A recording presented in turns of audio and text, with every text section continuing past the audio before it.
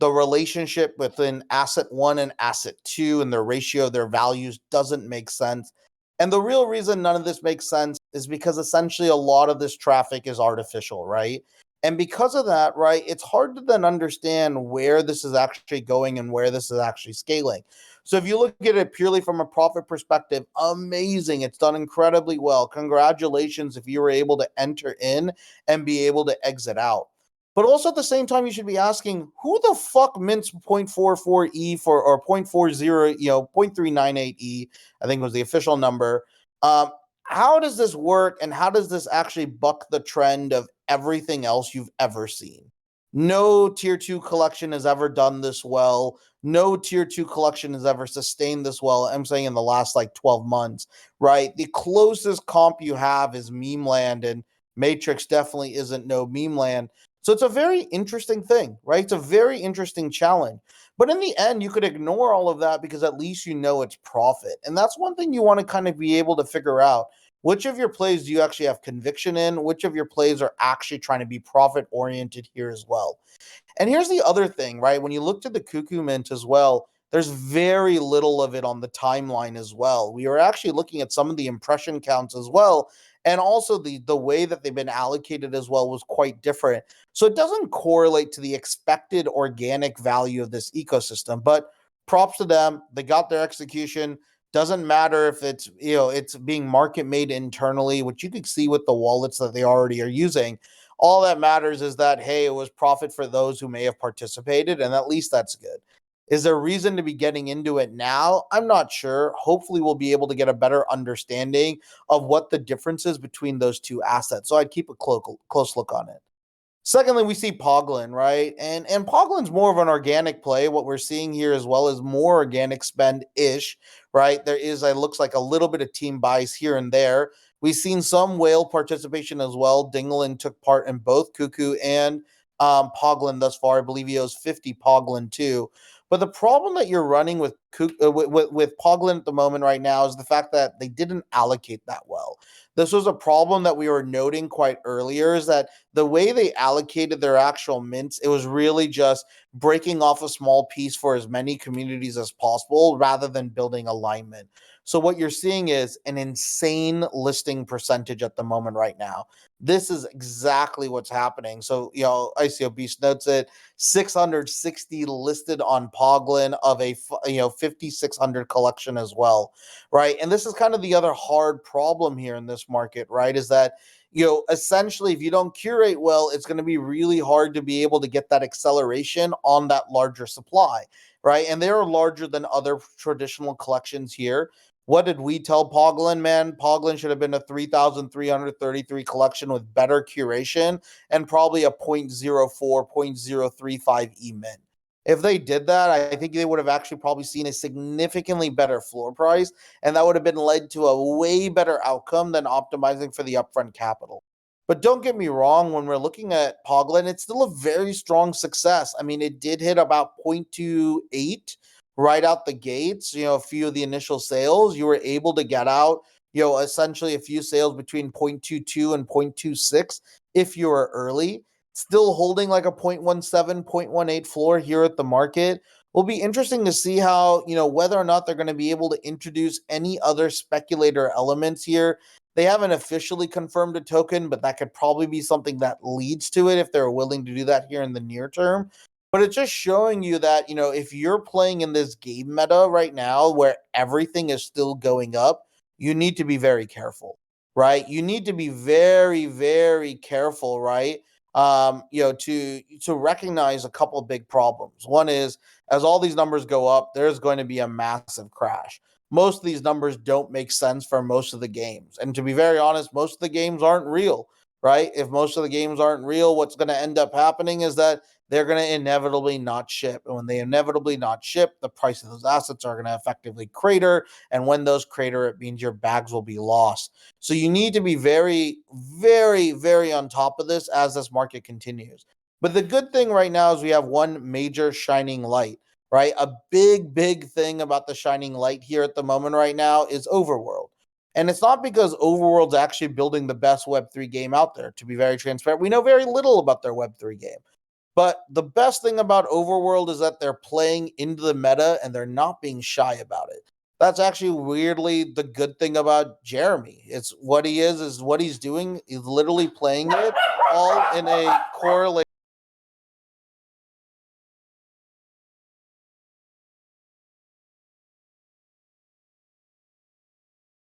Sorry about that. My dogs are just barking here at this point. The big thing you want to understand here, right, is recognizing that in this market, there's still going to be a lot of unknowns as these projects kind of come out. But the one thing that's good about Overworld is that it hits kind of all the key elements and it has really good measurable pre-hype metrics, right? So when you're looking at this, right, they've already pre-sold a large part of their inventory, which is interesting. We know that people are complaining about the small amount of over allocation. I mean, it's now an 18% over allocation, but what does that really mean? It's just going to feed into FOMO even more. But the best thing is Jeremy isn't shy about the token. He's not worried about not being able to talk about the token. He's leading into it as aggressively as he possibly can. And I think that's also a really important thing is that if he can execute a course with his Binance strategic investment, right, he's going to have the ability to play that meta really, really fast and really, really aggressively. I think the only thing that's a real unknown is grapes. I think grapes, at least we're getting a little bit more data, but I really dislike all of grapes' decisions here as well, right? And I think that's the other challenge that we're running into in this market is that when you see these top builders that had a great opportunity and they're fumbling the bag, that's also one of the early signs that you start realizing, fuck, this market might crash quickly, right? When clear winners are fumbling the bag, it starts becoming a really big red flag. And right now we're seeing grapes kind of fumbling it. It doesn't mean that their TGE will be unsuccessful. I think their TGE, if you were able to participate, is going to be incredibly profitable as well.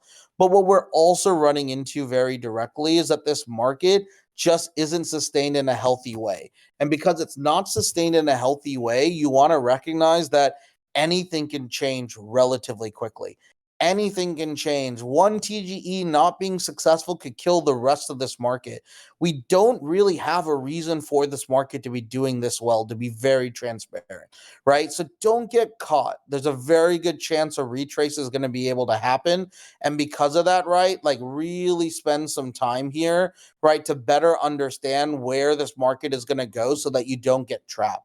But in the meantime, right, you should still be putting as much time as you can until that retrace happens, right? And that means new mints are clearly the best opportunities here.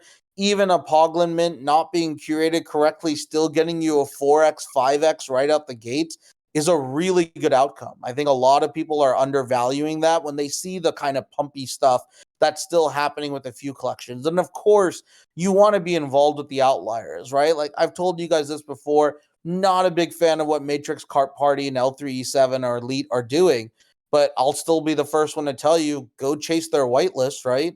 Go chase it for the opportunity for profit wherever it may be. And that's kind of the thing you want to figure out is the game and the styles that you're willing to play and that you're willing to hold, because there will be a lot of different profit opportunities that kind of get introduced into this ecosystem as well. So as we step back, right, what am I really taking a look on here, right? I'm really trying to get a better understanding of how will Overworld sustain the rest of this ecosystem. Overworld is now going to be all eyes on them with a race to essentially their token probably in January, right? That's really what this is being set up as. So if that's the case, I really am keeping an eye out there and making sure that they're playing the meta incredibly well. Outside of that, I'd be kind of keeping an eye on some of these larger platform tokens as well. We didn't talk about it. I fucking hate Portal Coin. I hate everything about Portal Coin strategy. I think it's actually the world's worst curation strategy I've ever fucking seen. But they're getting word of mouth out. And of course, degens are willing to at least confuse that type of marketing with real marketing and will usually be a little bit more overly bullish on it as well. So again, I'd be keeping a close eye to a lot of these ecosystem tokens that are coming just to see how they play. I've already blocked Portal from my timeline. I don't see anything about Portal because fuck that play. But at the same time, I'm not going to be foolish and tell you that it's going to be worth nothing. It's probably not worth it for my time, but it may be worth it for a lot of your own time as well. And you can make those decisions too. And I think that's the other thing I love about how we're building this ecosystem, right? We might have our own opinions on certain projects, but none of that precludes you from going to participate in ownership of those projects, right? Do whatever you think is best for your bag and your opportunity. Everything we share here is just a framework, an insight. That's what Rumble is as well, right? When I created the Rumble show, right, what was I really thinking about is like, I just wanted to have real debates, real conversations, right? Real understanding here as well. And I think this is the other important thing is that I don't need to play into all of the degen meta. I just need to be aware of the degen meta. So I know what Matrix, I know what Leet, I know what Cart Party are doing, I know what Portal Coin is doing. I see the playbooks, I know what they're trying to execute on, but I'm bearish on a lot of those organizations, right? And because of that, I don't choose to align my personal bag, right? But you can choose it yourself. The other thing that you want to really understand as well here too is that the other major disappointment out of all of this is how disappointing Ordinals has been. Ordinals had a really amazing opportunity. Don't get me wrong, there's a lot of profit still in Ordinals. Shout out to those of you who got into Ordinal rugs. Shout out to those of you who are still holding OMBs. Shout out to those of you who even have Bitcoin frogs. A lot of really interesting stuff here that is happening within the ecosystem. But what sucks is all the new catalysts that we're going to bring in, new holders, new buyers, hopefully new individuals that we're going to contribute, right? A lot of that was dropped, and that was dropped by guys like OCM, and it looks like it might be dropped by that of Node Monkeys as well. Node Monkeys being a significantly larger event. A 10,000 free mint at the time when we first heard about this, like, a month or 2 months ago when that information was coming out, might have been the most bullish thing you could possibly have ever told somebody, right? Like, hey, there's the first 10K collection. It's going to be accessible to everyone. There's a lot of value here. Come in, do this. We'll scale this out. Amazing. But now, because of the fact that they know that the shit will get botted, and more importantly, most of the allocation won't go to real people, they're now switching this completely over to a Dutch auction. And again, that's a little scary then, right? Because a Dutch auction's way more extractive and more importantly requires us to figure out a price point we all are okay with. But it's maximizing the extraction point, not maximizing the return point. So again, Node Monkeys kind of missing that has led to a lot of negative FUD on the ordinal side. And that sucks, right? It really, really, really does suck. We're kind of running into another major problem here is that Ordinal still can't get its breakthrough as I think they need. And maybe over time this will change, right? And I'll give them a lot more credit, as we kind of see it all play. But at the same time, man, OCM and Node Monkeys could have maybe helped 5x the awareness on ordinals. In reality, we're probably not going to get much, right? And I think that's the exact challenge here of what's going to happen too. I agree with what Stella Crypto's noting. The price point that they're probably going to defend for their Dutch auction will be dependent on the honorary auction that ends before. We saw this kind of with Invisible Friends to an extent, where they used a auction initially to be able to drive the hype of the payment collection to follow.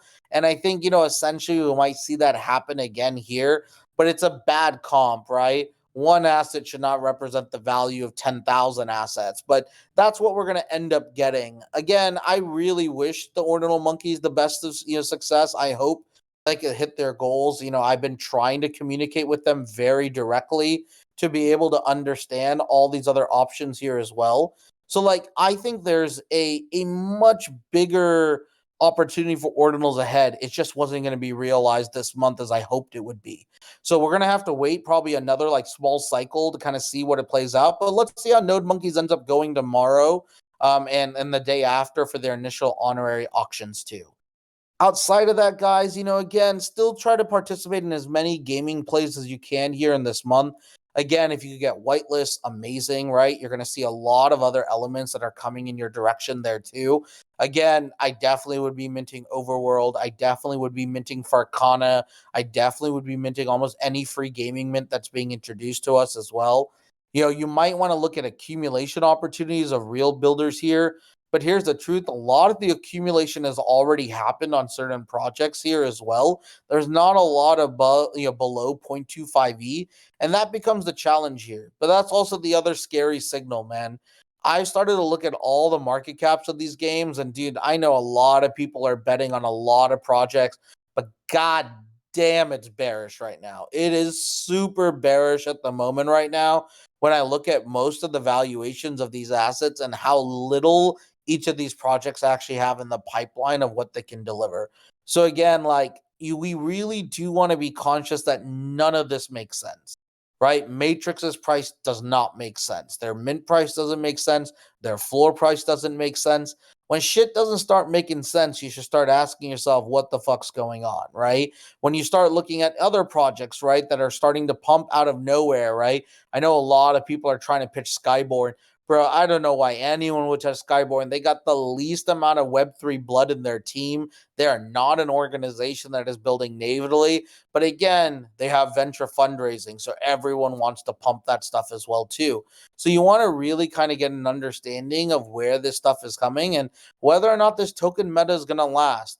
Like I said, I don't think the token meta really lasts more than 30 to 45 days from here. I think realistically, the last token that will be successful will probably be something like by Overworld at this point with their small window of opportunity. After that, I think it's going to get really, really rough. But again, take it with a grain of salt. We're all going to learn this collectively together. We're going to learn how the entire product is going to be able to build up. And hopefully from there, you're going to see some more wins. And the great thing is this is super huge wins. Like it's funny, like just on Poglin alone, based off the allocation we've given out, assuming it's like at 0.2 ETH of floor, that's still like 40, 50 ETH worth of value that we're giving to our community just alone on that. That is crazy amount of ETH just coming through one mint back to the community here at the moment right now. So awesome to see stuff like that still coming through. Again, we had AOF verse, Vendetta, we're going to have Farcana, we're going to have Kingdom, and we're going to have a little bit of Overworld here as well. Again, if you just look for the last 4 weeks, I bet you by end of year, if you take all of the November and December allocations, like we're probably going to give away 400-ish ETH of net profit just to this community, if not more. Actually, probably a little bit more than that, depending on how a few of these projects kind of fare out. And that's what a lot of people don't realize, right? Like AOF verse, a lot of upside there. Again, the number I'm maybe using when I say 400 ETH is like the maximum floor price for all of these projects, right? Probably a more true number will be around like 250 to 350 ETH. But that's kind of the nice thing here is that you're just seeing these kind of easy wins, and none of these have been really surprising, right? Like everything has kind of played out as we expected for almost all the mints. And if anything, if there was something unexpected, it's that it's been unexpectedly good, right? Meaning that they outperformed what we thought their ranges would be, right? Like AOF verse, a lot of people were thinking more 0.3 to 0.5, but getting almost a 0.9, really fascinating, right? Initially at the start.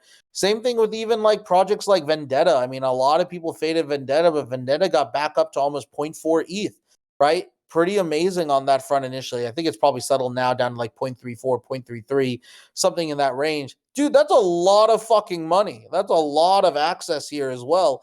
Pretty interesting to see all of the opportunities coming into the marketplace too.